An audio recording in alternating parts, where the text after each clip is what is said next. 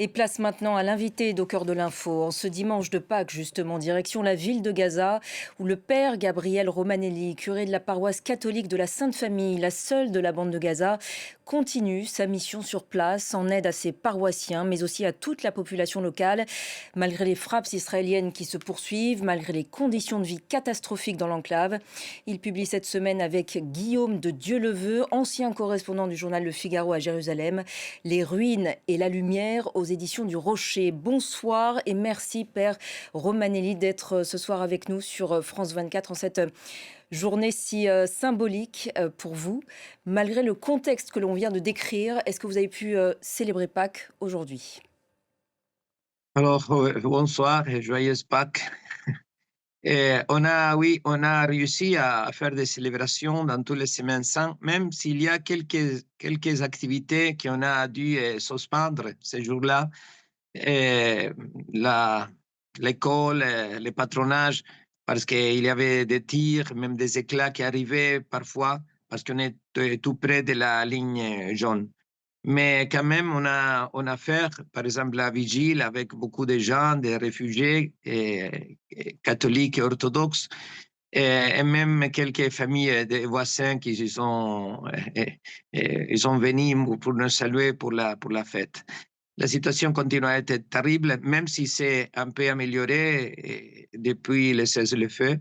Mais les victimes, pendant le cessez-le-feu, selon les nouvelles, ils sont plus de 700. Alors, c'est terrible encore. Et on imagine que ce genre de célébrations qui sont malgré tout maintenues apportent un réconfort à vos paroissiens et à toutes ces personnes qui y participent.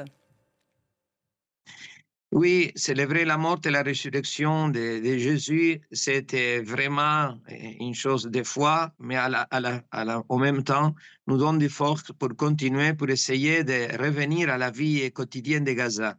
Même s'il manque beaucoup de choses, on peut dire toutes les choses, parce que l'aide humanitaire est consistant à grande échelle, il ne rentre pas, il entre, mais ce n'est pas suffisant. Et surtout, la peur la plus grande de toute la population, soit chrétienne que musulmane, de la bande de Gaza, on est plus de 2 millions de personnes, et c'est la peur que la guerre d'aujourd'hui parmi Israël, les États-Unis, Iran, Liban et le Golfe, et il revient ici. Et parce que, par exemple, les derniers jours, on a écouté beaucoup de bombardements, et quelques-uns dans la vie, même derrière la ligne jaune, mais 2 ans et demi de guerre. Alors la peur existe parce que la guerre, jusqu'à maintenant, n'a pas fini. Et dans ce contexte de guerre au Moyen-Orient que vous venez de rappeler, notamment entre les États-Unis, Israël et l'Iran, il y a le sentiment à Gaza d'être oublié, d'être passé en arrière-plan de cette nouvelle guerre? Oui, parce que, comme on vient de dire, après 6 mois de cessez-le-feu, qu'heureusement ils ont fait, où se sont arrêtés les gros bombardements, mais jusqu'à maintenant, les personnes, ils ne trouvent pas les moyens pour réparer leur maison ou pour les reconstruire. On comprend que la situation est très difficile, mais c'est absolument nécessaire de continuer à faire des pas vers la paix, vers la justice. Et, et on ne peut pas laisser cette population, 2 300 000 personnes, sans rien. La plupart des personnes, ils ont perdu leur travail, leur maison, les lieux de travail, les écoles de leurs enfants. Et alors, c'est vraiment pénible la situation. Et, et on pense que la paix de Gaza, il va aider aussi à pacifier un peu la région. Et mais, mais la décision, ce n'est pas dans notre main, c'est dans les mains des responsables. Alors, on prie et on demande à tout le monde qu'il ne se laisse pas convaincre que le seul mot, c'est la guerre.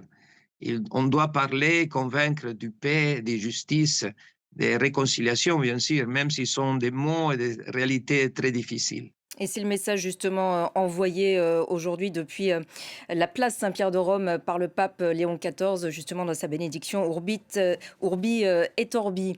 Vous êtes, Père Romanelli, présent dans la bande de Gaza depuis 2019. Vous avez connu donc ces années de guerre intense que vous venez de décrire, donc les bombes, le désastre humanitaire, la faim aussi. Comment est-ce que vous avez tenu durant ces longs mois où l'aide humanitaire était totalement coupée? Alors, c'était grâce à l'Église, au patriarche latin de Jérusalem, le cardinal Pierre Battista, et même au pape François, et maintenant le pape Léon, que l'Église catholique, même si on est un trop petit nombre de personnes, et on a obtenu, le patriarche a obtenu le permis des autorités israéliennes pour faire entrer des aides humanitaires. Et on a aidé jusqu'à maintenant à dizaines de milliers de familles. Mais ça, pour l'instant, on le doit traduire encore, de faire beaucoup plus pour la société. On a recommencé l'école, on aide les écoles du quartier, mais on doit faire une chose beaucoup plus grande. Quand on parle la dimension de cette catastrophe, ils sont des êtres humains.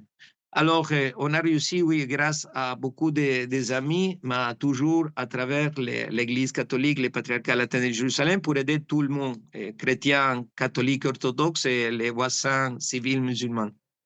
Mmh. Votre paroisse, qui est donc située dans le quartier de Zeytoun de Gaza, a accueilli jusqu'à 700 réfugiés dans des conditions parfois extrêmes. Oui, c'était maintenant, il s'est un peu amélioré parce que les personnes, après 2 ans et presque demi d'habiter ici, 15, 20 personnes dans une salle de leçons par terre.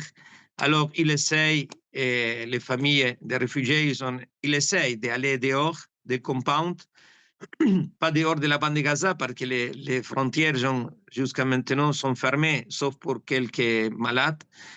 Et alors, ils essayent de revenir sur leur maison, si encore là, très peu long, et il doit être réparé. Ou, par exemple, dans les ruines de leur maison, on a les personnes qui ont été tuées ou qui sont mortes. Et c'est très, très difficile. Et, par exemple, aujourd'hui, ils sont revenus à un grand nombre de ces réfugiés pour nous dire Joyeuse Pâques, pour prier ensemble. Et il disait, oui, on a récupéré un peu d'air dehors, mais c'est très dur la vie parce qu'il n'y a pas de système électrique, il n'y a pas de l'eau dans leur maison. Et nous aussi, on essaye de produire un peu d'électricité comme on peut avec des diesels ou n'importe quoi. Mais la situation, oui, c'est vraiment, vraiment dantesque.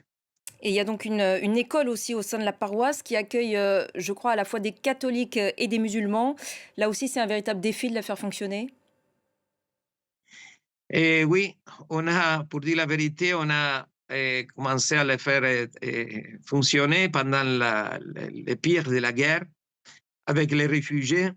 Depuis le 16 le fait, on a réussi à recevoir, on continue à recevoir de nos élèves musulmans. Toujours, l'Église, on avait 3 écoles. Des 3 écoles, 2 jusqu'à maintenant sont pleines de réfugiés dans des autres quartiers. Et celle-ci, on a 100 réfugiés jusqu'à maintenant, mais les autres salles qu'ils ont laissé libres, les réfugiés qu'ils ont essayé de recommencer leur vie dehors des compounds, et alors nous a donné la possibilité, oui, de faire les leçons tous les jours. Et ça, c'est une chose magnifique parce qu'on essaye aussi d'aider leurs familles, les familles des profs. Et on a eu des professeurs, et même des élèves qui ont été tués ou qui sont allés dehors de la bande de Gaza, ou même qu'ils vivent jusqu'à maintenant, qu'ils ont perdu leur maison. Alors, on essaye de faire l'école et même d'être un appui psychosocial et spirituel pour tout le monde. En juillet dernier, Père Romanelli, vous avez vous-même été blessé dans une frappe israélienne qui a fait 3 morts et 11 autres blessés. Vous n'avez jamais pensé à quitter Gaza? Et non, on a considéré des autres, on a pensé, ça veut dire réfléchir, mais surtout ce jour-là, avec mes frères, mes fils, de mes amis que je les connaissais est morte. Et moi-même, j'avais même baigné dans le sang de eux. Et alors, je pense que c'est un devoir spirituel, humain, et comme un papa de famille, non, ou une maman qui dit, mais non, mais c'est mon devoir. Et c'est pas un défi politique, c'est rien d'autre chose. C'est une chose humaine, spirituelle, humaine. euh, et en plus de ça, l'Église catholique a toujours été un oasis de paix, de justice, vraiment une ambiance où on essaye de s'aimer les valeurs humaines. Et alors, abandonner les personnes âgées, les enfants handicapés avec les sœurs de Mère Teresa, les familles qui sentent notre proximité, comme une manière de les soutenir, et, alors, je pense que c'était la décision juste. L'avenir, c'est dans les mains du Seigneur. Mais moi et avec les autres prêtres et les sœurs, oui, on a pris cette décision très simplement, très humblement. Vous l'évoquez au début de votre livre, une jeune paroissienne de 12 ans vous a confié un jour qu'elle préférait mourir que de continuer à vivre dans de telles conditions. Est-ce que c'est encore l'état d'esprit de beaucoup de vos paroissiens ou des gens que vous côtoyez dans la bande de Gaza?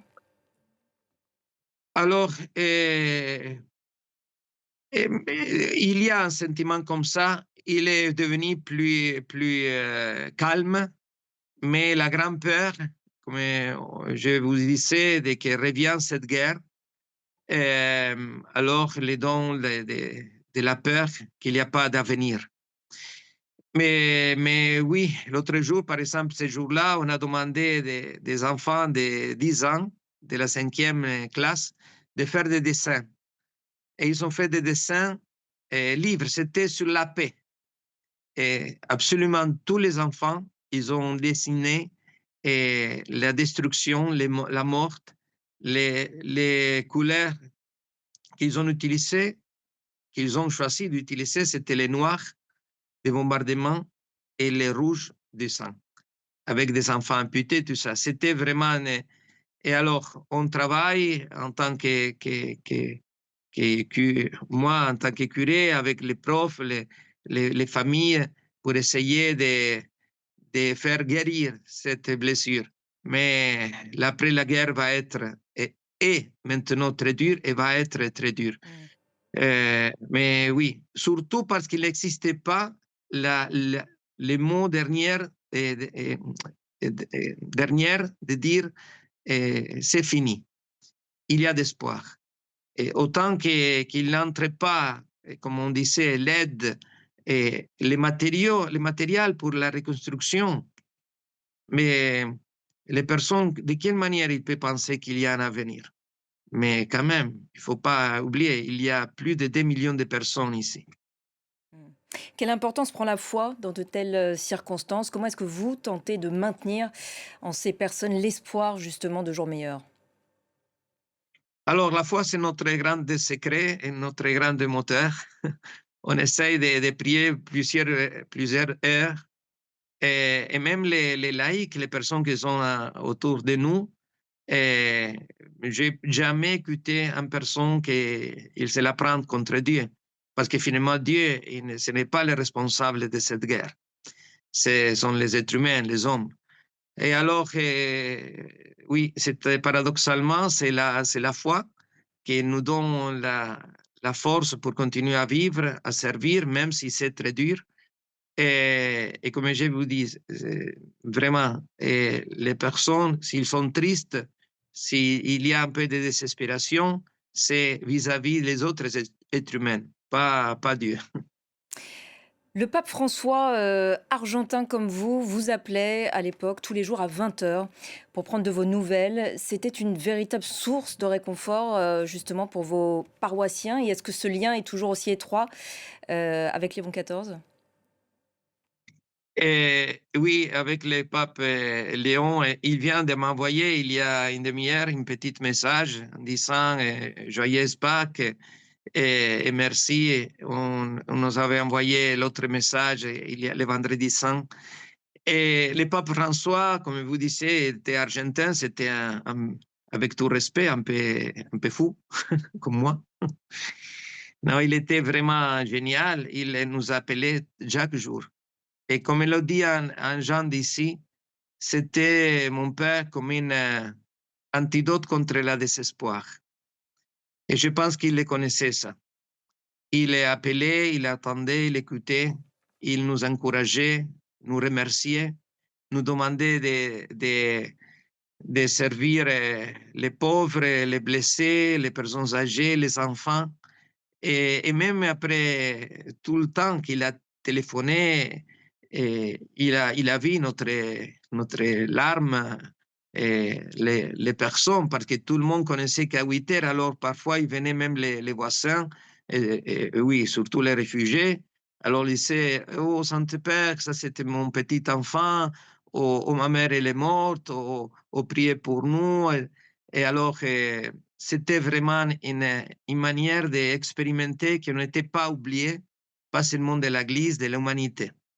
Et ça, c'était un antidote contre le désespoir. Et c'est pour ça que jusqu'à maintenant, à 8 heures du soir, on fait sonner la cloche et tout le monde dit c'était l'heure de Pape François.